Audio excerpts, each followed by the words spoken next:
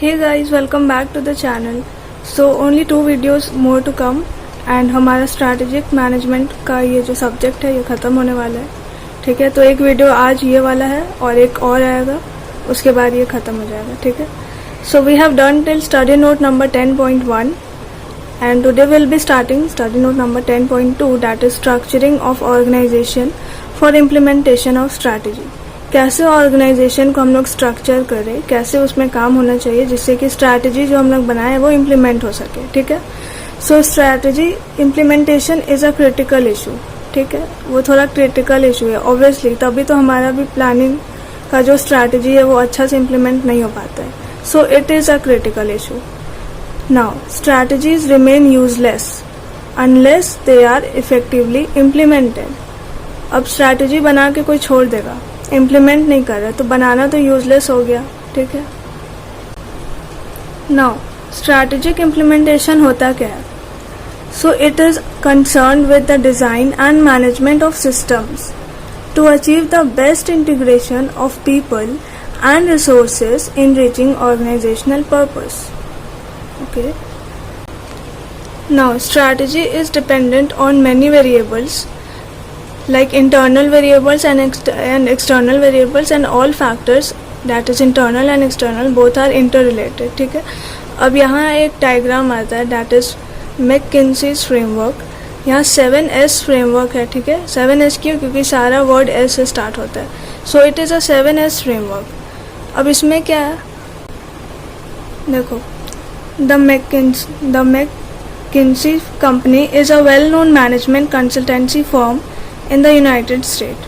उसके बाद है a strategy is successful when the other S in the 7S framework fit into or support the strategy. ठीक है, ये strategy है और ये तभी implement होगा जब इसका सारा S इसको साथ देगा. ठीक है, साथ देगा, हेल्प करेगा. मतलब क्या? सिस्टम भी साथ देना चाहिए, स्टाइल साथ देना चाहिए, staff, skill, shared values and structure. Now strategy का डेफिनेशन क्या है? पीछे भी पढ़े थे. It is a set of decisions and actions for gaining competitive advantage. And structure क्या है? देखो, it shows how task are divided and integrated. ठीक है, फिर सिस्टम क्या होता है? It is a flow of activities involve in the daily operation of a business. कि कैसे कोई भी एक्टिविटी फ्लो में चलेगा. ठीक है, फ्लो में काम करेगा. Now style, how management acts is more important than what management says. ठीक है, ये बताता है किसी भी ऑर्गेनाइजेशन का पर्सनालिटी, जिसको स्टाइल बोलते हैं. Now staff, how companies develop employees and shape basic values. ठीक है, एक चैप्टर था बिजनेस स्टडीज़ में, क्लास 12th आई थिंक. सो उसमें बताया था एम्प्लॉयज़ को कैसे डेवलप करना है, कैसे उसमें मॉरल वैल्यूज़ इंसर्ट करना है ताकि कंपनीज डेवलप कर सके. उसके बाद नेक्स्ट वाला एस क्या है? Shared values. It shapes how an organisation behaves and its corporate culture. ठीक है, क्या वैल्यू वो शेयर कर रहा है सोसाइटी में अपने काम के थ्रू. फिर है skills, an organisation's dominant capabilities and competencies. Skill क्या है? ठीक है, वो तो एक देखो, स्ट्रैटेजी तभी कामयाब होगा जब ये सारा एस उसका साथ देगा. ठीक है, ये सारा एस मिल के स्ट्रैटेजी को इम्प्लीमेंट करने में हेल्प करता है. अब देखो, इस पर एक अगर क्वेश्चन आएगा, ठीक है, तो ये वाला फ्रेमवर्क बना लेना. ठीक है, इसी में आधा मार्क्स मिल जाएगा और बाकी ये वाला सारा वर्ड को डिफाइन कर देना. ठीक है, दैट्स इट. एक्चुअली ये क्वेश्चन आ भी चुका है, आने का भी चांस है, इसलिए. अब आते हैं नेक्स्ट टॉपिक पे, that is organisational structure. Organisational structure क्या होता है? It means the framework in which the organisation defines how task are divided, how resources are deployed and how departments are coordinated. Now the several types of organisation structures are, the very first one is functional structure. Functional structure basically medium size firm के लिए होता है. ठीक है, it is a simultaneous combination of similar activities and the separation of dissimilar activities on the basis of function. मतलब function के basis पे दो sectors को divide कर देता है organizational structure. ठीक है, फिर नेक्स्ट आता है ज्योग्राफिक स्ट्रक्चर. ये बेसिकली लार्ज फर्म्स के लिए होता है, ठीक है। नाउ इसमें क्या होता है, activities and personnel are group by specific geographic location. Obviously firm बड़ा है या ऑर्गेनाइजेशन बड़ा है तो अलग अलग लोकेशन में होगा, तो इसमें क्या करता है, एक्टिविटीज़ और पर्सन को अलग अलग जोग्राफिक लोकेशन के बेसिस पे स्ट्रक्चर कर देता है, ठीक है, डिवाइड कर देता है। उसके बाद आता है मैट्रिक्स स्ट्रक्चर। ये क्या होता है, it creates dual chain of command, 2 lines of budget authority and 2 source of performance and reward. उसके बाद देखो लास्ट क्या है, hybrid structure. It is a form of departmentalisation that adopts both functional and divisional structure at the same level of management. Hybrid structure में क्या होता है, functional structure भी होता है, ज्योग्राफिक स्ट्रक्चर भी होता है, ठीक है, दोनों के बेसिस पे ऑर्गेनाइजेशन का स्ट्रक्चर किया जाता है। देखो उसके बाद आता है एक बहुत छोटा सा topic, that is types of strategic control system, ठीक है। ये बहुत छोटा सा टॉपिक है बुक में, बट फिर भी आने का चांस है, ठीक है। So the 3 types of strategic control system are, the very first one is personal control, and वो क्या होता है, it is a desire to shape and influence the behaviour of a person in a face to face interaction to achieve organisational goals. इसका example क्या देंगे हम लोग, direct supervision, ठीक है। पर्सनल कंट्रोल में एग्जाम्पल है डायरेक्ट सुपरविजन का, क्योंकि वो क्या करता है, फेस टू फेस इंटरेक्शन करता है टू अचीव ऑर्गेनाइजेशनल गोल्स, ठीक है, डायरेक्टली सुपरवाइज करता है। उसके बाद क्या है, output control. It provides an incentive structure for motivating employees at all levels of organisation. Output control, ठीक है, आउटपुट पे कंट्रोल रहेगा तो ऑब्वियसली सारा एम्प्लॉयज़ आखिर काम करता है आउटपुट जनरेट करने के लिए, तो अगर उस पर कंट्रोल करेगा ऑर्गेनाइजेशन तो ऑब्वियसली एम्प्लॉयज़ मोटिवेटेड रहेगा, ठीक है। तो ये भी एक स्ट्रैटेजिक कंट्रोल सिस्टम का टाइप है। उसके बाद लास्ट में क्या है, बिहेवियर कंट्रोल, ठीक है। वो क्या करता है, it directs actions and behaviour of divisions, functions and individuals. Behaviour control किसी भी डिवीजन, फंक्शन या इंडिविजुअल का बिहेवियर और एक्शन को कंट्रोल करके देखता है, ठीक है।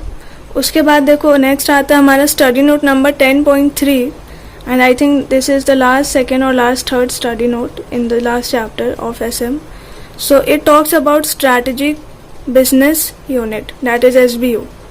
अब इसका देखो एग्जाम्पल है, क्लासमेट का कॉपी तो सब बचपन में खरीदा होगा, अभी भी खरीदता होगा, ठीक है। तो वो ITC ऊपर लिखा रहता है, तो इसका मतलब क्या, ये समझ ले कि ITC बस कॉपी बनाता है? नहीं, ITC का फुल फॉर्म पता है क्या है, इंडियन टोबैको कंपनी। वो पहले टोबैको से स्टार्ट किया था, ठीक है। उसके बाद ITC होटल्स आया, फिर ITC स्टेशनरी है, ITC इन्फोटेक है, FMCG है, ठीक है। तो ये सारा क्या है, ये सारा ITC जो है इंडियन टोबैको कंपनी का SBU है, स्ट्रैटेजिक बिजनेस यूनिट। वैसे ही हिंदुस्तान यूनिलीवर का क्या है, होम केयर का प्रोडक्ट्स बनाता है, सेल्फ केयर का प्रोडक्ट्स बनाता है, फूड बनाता है, तो वो ये सब क्या है उसका, ये सब स्ट्रैटेजिक बिजनेस यूनिट है, SBU है HUL का, ठीक है। अब देखो समझो, SBU is an extension of divisional structure. ये ITC कंपनी या ये HUL ये सारा को डिवाइड कर दिया था कि एक डिवीजन ये बनाएगा, एक डिवीजन ये बनाएगा, एक डिवीजन ये बनाएगा, एंड सो ऑन। तो SBU क्या करता है, SBU क्या है, बस वो एक एक्सटेंशन है डिविजनल स्ट्रक्चर का, ठीक है। फिर big organisations like HUL etcetera have many SBUs for their different categories of products like cosmetics, food, products, etc. and each is managed by a separate unit head. ठीक है, क्या इतना समझ आ गया? ओके, अब देखो SBU स्ट्रक्चर क्या है। एक प्रेसिडेंट रहेगा, मतलब सुपरवाइजर, उसके अंदर है कॉर्पोरेट रिसर्च एंड डेवलपमेंट, फिर है corporate finance, strategic planning, corporate marketing, corporate human resource. अब स्ट्रैटेजिक प्लानिंग में क्या है, SBU A, SBU B, SBU C, SBU D, इसके अंदर 4 SBU है, ठीक है। और हर एक SBU का अलग अलग डिवीजन है, ठीक है। तो अगर SBU से कोई क्वेश्चन आता है तो ये डायग्राम जरूर बना देना, ठीक है। उसके बाद देखो एडवांटेजेस और डिसएडवांटेजेस क्या है SBU स्ट्रक्चर का। एडवांटेजेस क्या है, इट प्रमोट्स अकाउंटेबिलिटी। ऑब्वियसली अगर ऑथोरिटी डिवाइडेड रहेगा तो अकाउंटेबिलिटी को प्रमोट करेगा वो। फिर है करियर डेवलपमेंट अपॉर्चुनिटीज़, इसमें करियर डेवलपमेंट का भी अपॉर्चुनिटीज़ है। फिर है it allows better control of different categories, सारा अलग अलग डिवीज़न अगर अलग अलग डिविजनल करके काम करेगा, ठीक है, अलग अलग काम करेगा तो ऑब्वियसली बेटर कंट्रोल हो सकेगा इन कंपेयर की अगर सारा डिवीज़न एक ही साथ काम कर रहा है। And it helps to expand, obviously अगर अलग अलग डिवाइड कर देंगे तो सारा अलग अलग डिवीज़न अपना अपना एफर्ट लगाएगा हर एक अपना डिवीज़न को एक्सपैंड करने के लिए, बड़ा करने के लिए, तो it ultimately expands the company. अब डिसएडवांटेजेस क्या है? हाई कॉस्ट अप्रोच, ठीक है, ऑब्वियसली कुछ अच्छा करने जाओगे तो महंगा पड़ेगा, ठीक है, so it is a high cost approach.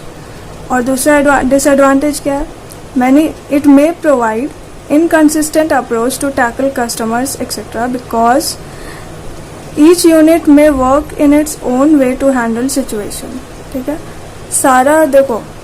सारा डिवीजन अपना अलग अलग से काम करेगा कोई भी सिचुएशन को हैंडल करने के लिए, तो उस केस में कस्टमर्स को टैकल करना थोड़ा मुश्किल हो सकता है।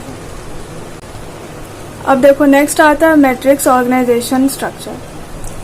Functional, divisional and SBO consist of flow of authority from top to bottom. Top to bottom मतलब क्या? पहले प्रेसिडेंट, फिर सुपरवाइजर, फिर उसके अंदर जो है ह्यूमन रिसोर्स मैनेजर्स, फिर उसके अंदर लेबर लोग, तो इसको बोलते हैं top authority control, that is vertical control, ठीक है। वेयर एज ये मैट्रिक्स ऑर्गेनाइजेशन स्ट्रक्चर में क्या होता है? It contains both vertical and horizontal flow of authority, ठीक है, हॉरिजॉन्टल फ्लो ऑफ अथॉरिटी भी है यहाँ और वर्टिकल फ्लो ऑफ अथॉरिटी भी है। This type is used in IT organisation for managing different products, ठीक है, IT ऑर्गेनाइजेशन में मेनली यूज होता है। और इसका एडवांटेजेस क्या है?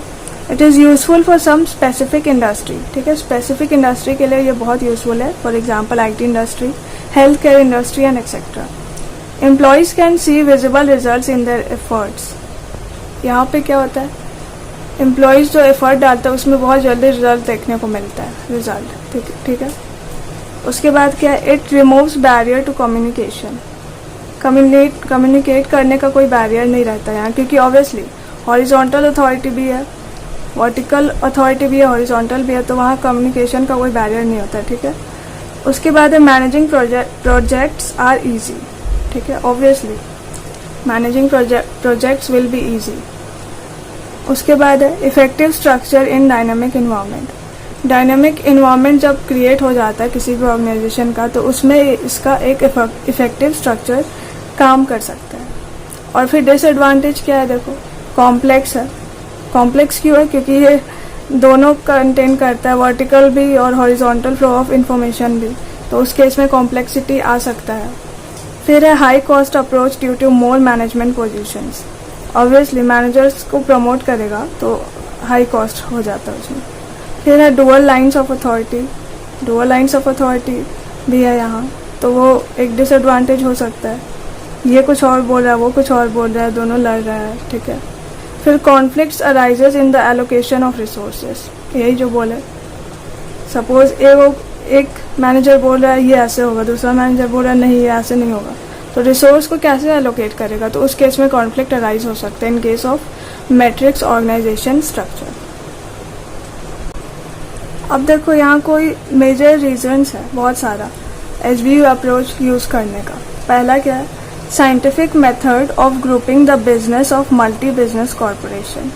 ये सारे देखो रीजंस है, ये एग्जाम में आ सकता है। What are some of the reasons of using SBU approach? तो ये लिख लेना, it is a scientific method of grouping the business of multi business corporation, ठीक है। सपोज किसी का मल्टी बिजनेस कॉरपोरेशन है तो ये एक साइंटिफिक मेथड है SBU, उसको ग्रुप करने का। Improvement over the geographical grouping of business. SBU is a grouping of related business that can be taken up for planning distinct from rest of the business, ठीक है। एक जैसा जो business है उसको ग्रुप कर देता है। उसके बाद है each SBU has a separate business from the strategic planning stand point. Strategic planning के पॉइंट ऑफ व्यू से क्या है? SBU सारा अलग अलग SBU का अलग अलग बिजनेस प्लानिंग है। उसके बाद क्या है? Each SBU will have its own distinct set of competitors and its own distinct strategy. हर एक SBU का अलग अलग स्ट्रैटेजी होगा और हर एक SBU का अलग अलग कॉम्पिटिटर्स होगा, ठीक है। फिर each SBU will have a CEO, obviously हर एक SBU का एक अलग अपना CEO होगा। अब देखो इतना समझ आ गया। फिर the 3 important characteristics of SBU are, ये कैरेक्टरिस्टिक्स है। It has its own set of competitors, has manager who has responsibility for planning and profit performance and who has control of profit influencing factors. फिर क्या है? It is a single business or a collection of related business which offers scope of independent planning. ये सारा इसका क्या है? Characteristics. ठीक है, तो यहाँ ख़त्म करते। नेक्स्ट क्लास में we will start business process re engineering, that is starting note number 10.4. So till then please revise the chapter and we are about to end the strategic management and do study and be discipline and thank you so much for watching.